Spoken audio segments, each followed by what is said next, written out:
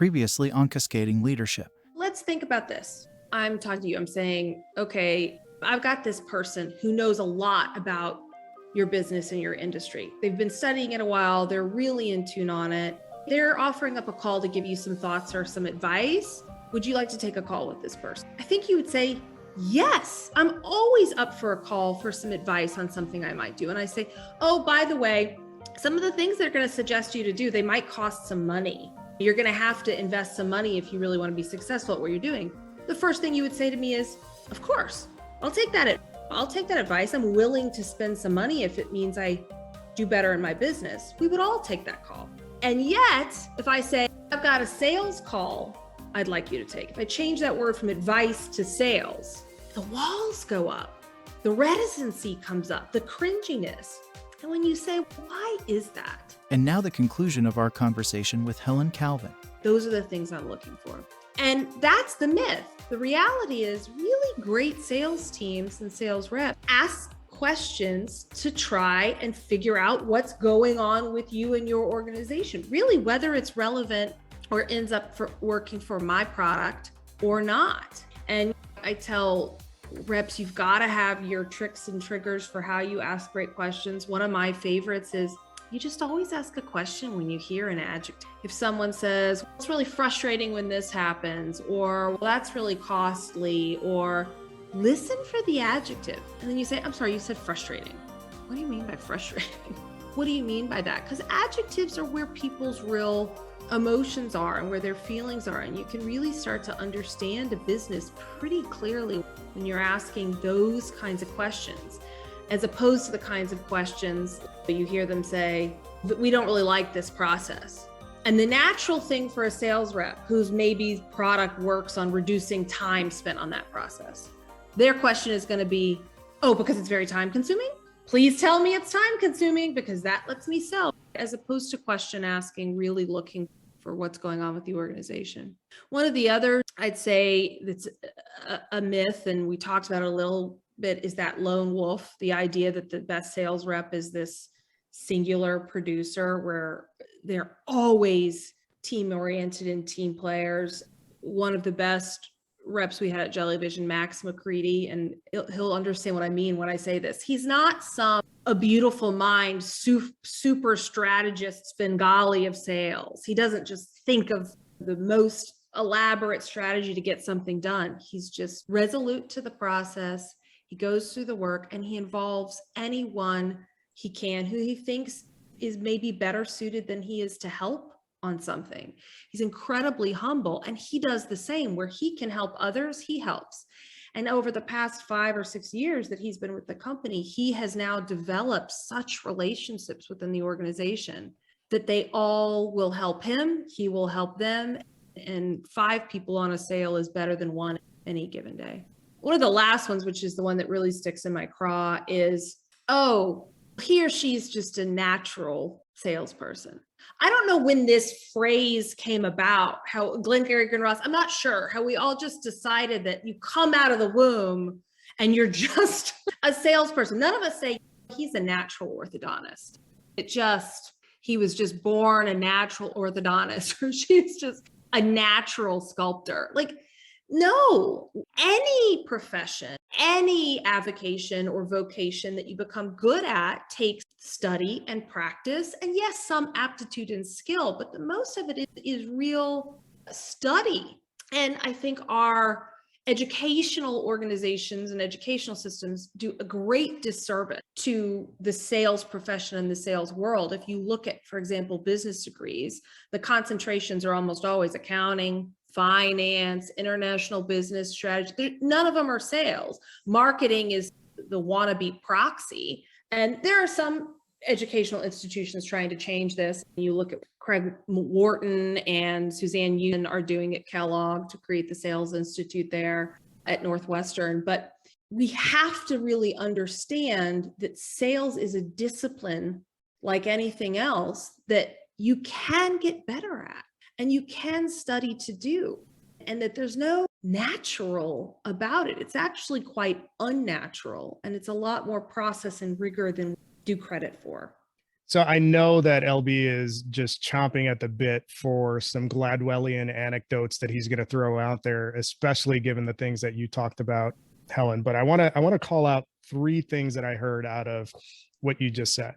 So when you're describing the archetypes and how they're false, the actual traits that you're describing, I always look for candidates that display a level of curiosity instead of just asking the surface level question that they think they want the answer to. They dig. So that is one of the check marks that I look for. Then you referenced one of the great reps that you had, and you mentioned that this wasn't somebody that is just Jedi mind tricking people into signing stuff.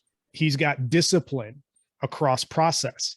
That's critical too, because success in sales is really about having a PhD, pig-headed discipline across whatever process or tasks that you have identified as the pathway to get to the outcome. So that's another, element that I think is pretty important. And then the last thing, to the whole idea of was a natural at sales or natural at, or being an orthodontist, really all of that comes down to being a student. You're constantly having to hone your craft. And I bristle at that aspect of it too, because there's an associated stigma with being in sales where people are automatically thinking, oh, well, the only people that are in sales are dumb people that couldn't do anything else. And maybe that's just my experience, but like some of the most brilliant people, like the constant voracious appetite for information about the particular space that they're in or sales in general, we're constantly looking for what's the trend, where is the market going, what's the customer behavior telling us, and we're A/B testing everything. So I'm sure every other industry has that aspect of it too, but to say that salespeople are unintelligent, I think it's a bit unfair. Sorry, that's the soapbox alert for the episode. Often they're the most self-taught, because as I'm talking about the educational institutions or even managerial tracks, we don't have the same progression of skill growth that you do in other tracks. And all of my engineer friends will cringe at me using this as an example, but you have to learn certain engineering skills. You have to learn to code, you have to learn, and until you can code in this language, you can't get that next job. And we don't have that same wrapper around sales to really be making sure that people are progressing as they gain additional skills. And I think that certainly the very modern sales organizations are starting to understand that career progression isn't just, oh, you hit your quota 10 times, so now you get a promotion.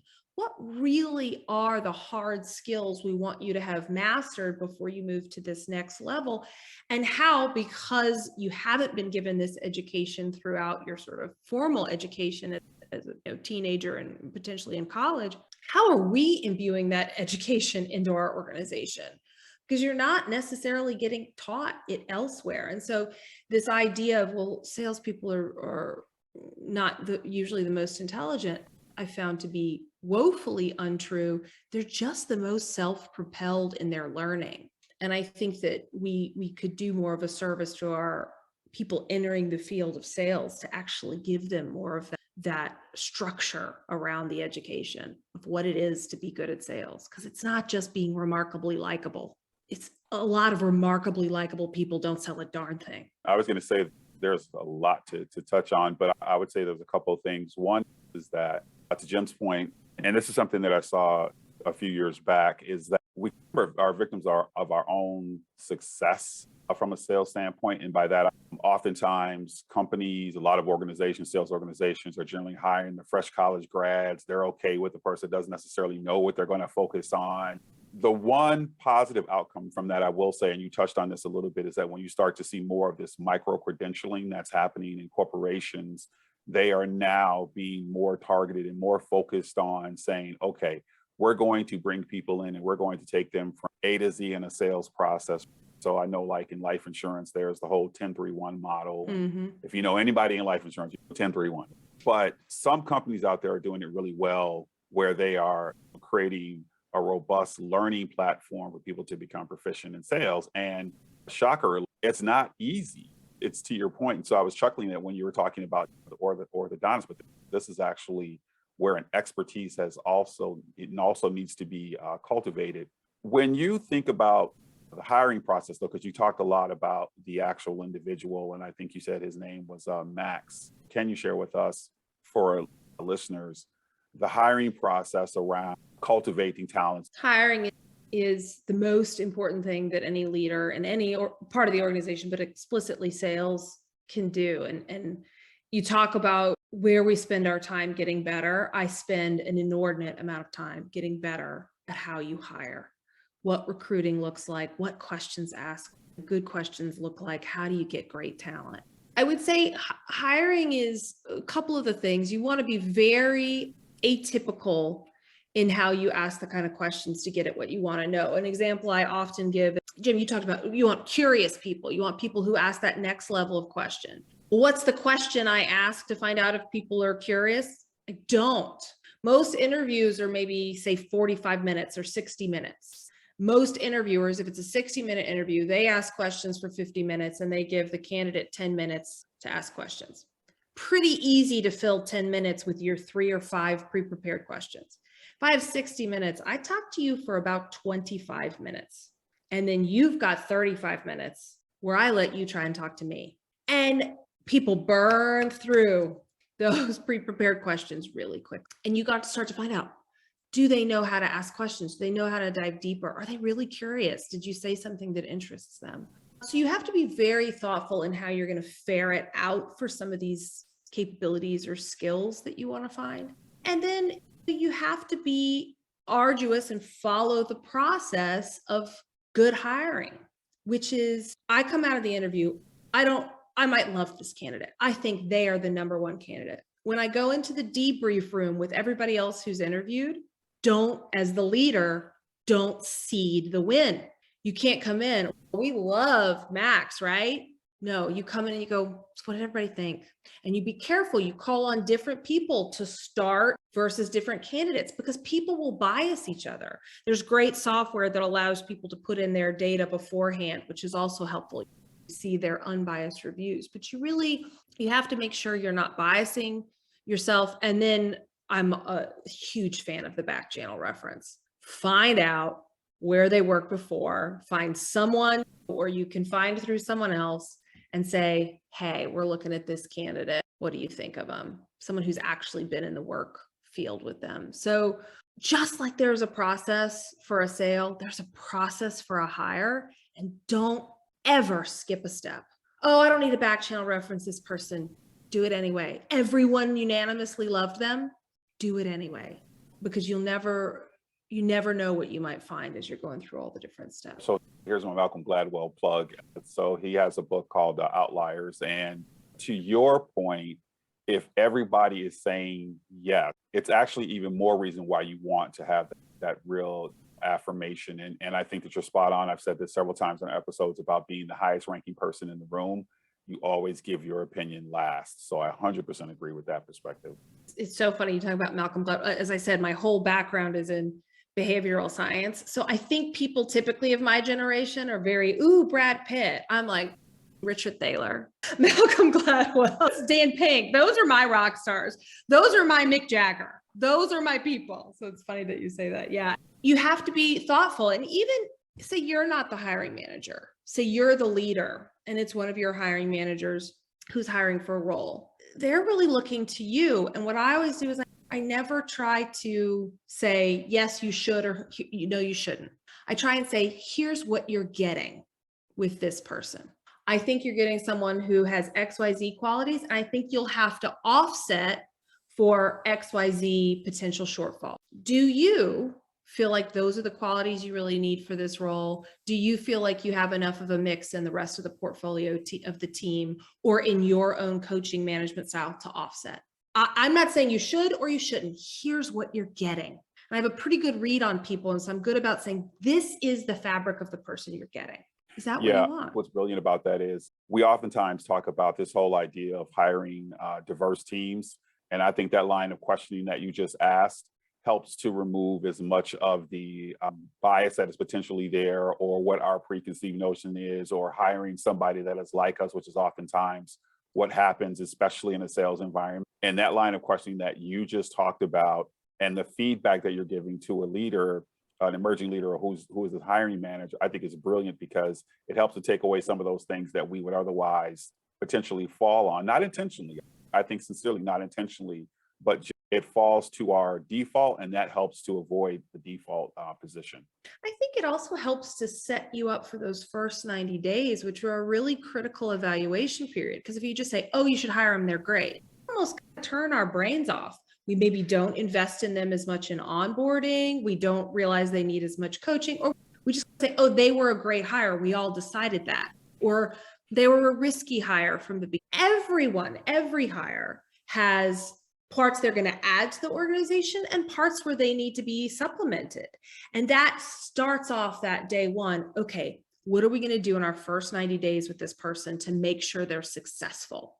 We're going to augment the parts that we know they're adding to the organization. We're going to make sure those get shared and imbued. And we're going to set up a supplemental system, whether it be training or a buddy system or whatever, to help them with the parts that we have concerns about. It sets up that tone from the beginning. One of the things that I look for from a hiring perspective when I'm interviewing candidates is I want to identify the people that are willing to challenge a position that I say in an interview.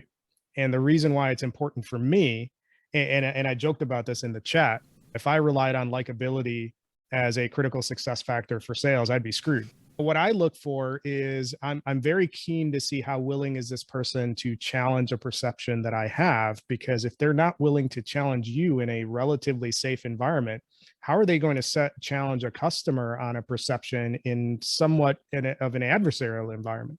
So what is your take on the validity of that position when I'm interviewing? Where am I on track, off track? I love that. I always try in the recruiting process to elicit and solicit feedback and say to the candidate, maybe we've been through a couple rounds of interview. Hey, how's your interview process been? What could we do better?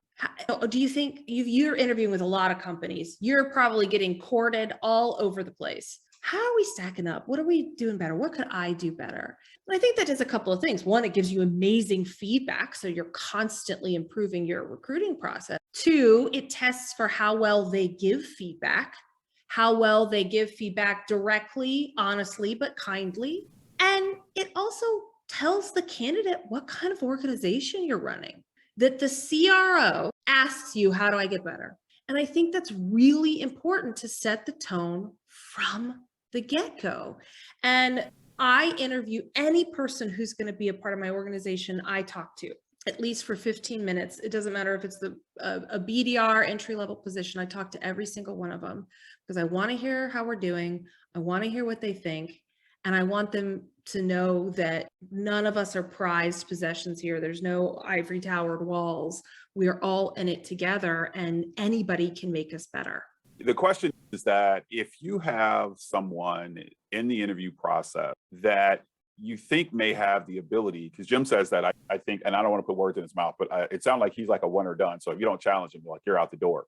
But if you have someone that you think might be that it might require some coaxing, is that someone that's a hard pass, or is that someone where it may be natural for people to maybe not have that same kind of start, if that makes sense, in terms of being able to determine whether or not they are supposed to, in fact, challenge the idea or concept? I think if you try and prompt a challenge at them and you don't get it, maybe you give them a couple more at bats in different ways, where you might say, hey, we've all had to do it before. We've had to give really tough feedback, or we've had somebody say something that we just thought was wrong. Tell me a time that happened. What did you do about it? How did you give that feedback? And you can give them a couple more at bats if they don't know. And I think your point is really important, because you talk about diversity in hiring. One of the other fallacies in sales is, well, they're all extroverts. To be good at sales, you have to be an extrovert. And what I would say is, to be good at sales, you have to be brave, but brave does not equal extrovert. There are a lot of meek, not resilient, not gritty, sheepish extrovert. And there are a lot of incredibly brave introverts. And so you want to be careful as you're sieving for certain things.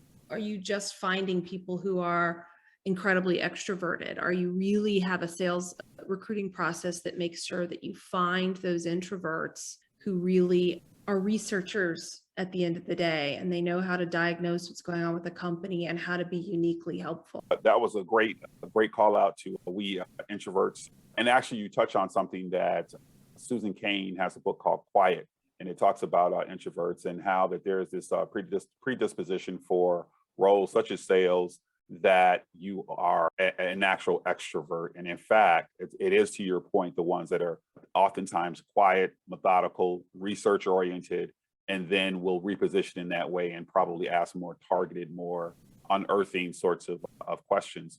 If you were, of all the things that you've had, that you've talked about with us today, I should say, what would be some of the key elements that you would like to leave folks with? And I know you covered a lot, but what are the key takeaways that you would have?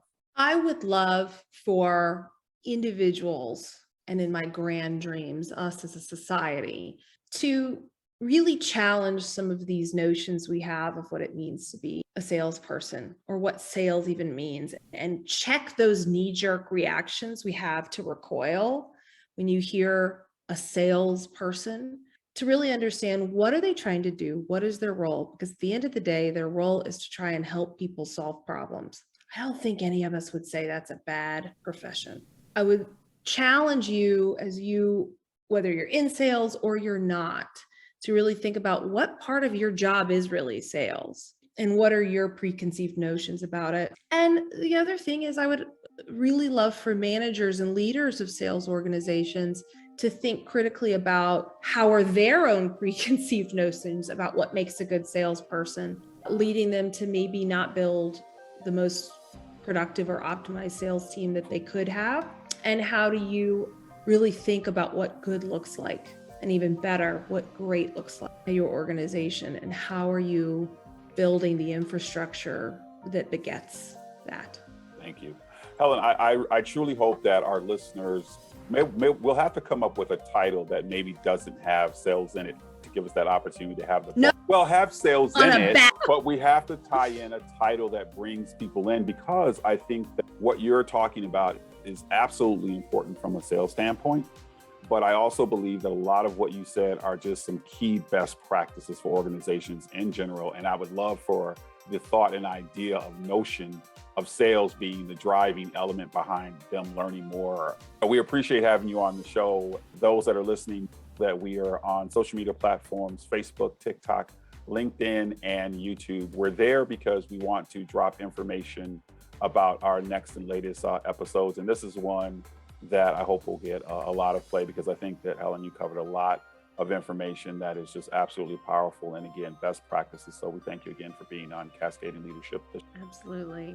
And if any of the listeners have follow-up questions, or you want to chat with me, something else I've learned in my career is that giving opinions, thoughts, or your own experience freely only comes back to make you a happier person and help your own career. So if people have questions, I'm on LinkedIn, Helen Calvin, happy to dig in on any of these topics or help follow up or just give 2 cents if anyone needs it. Absolutely, because you can definitely find Helen by way of either Jim, myself, or Helen is giving you the invitation directly. So please reach out. Thank you for joining us. Tune in next time for another great episode of Cascading Leadership.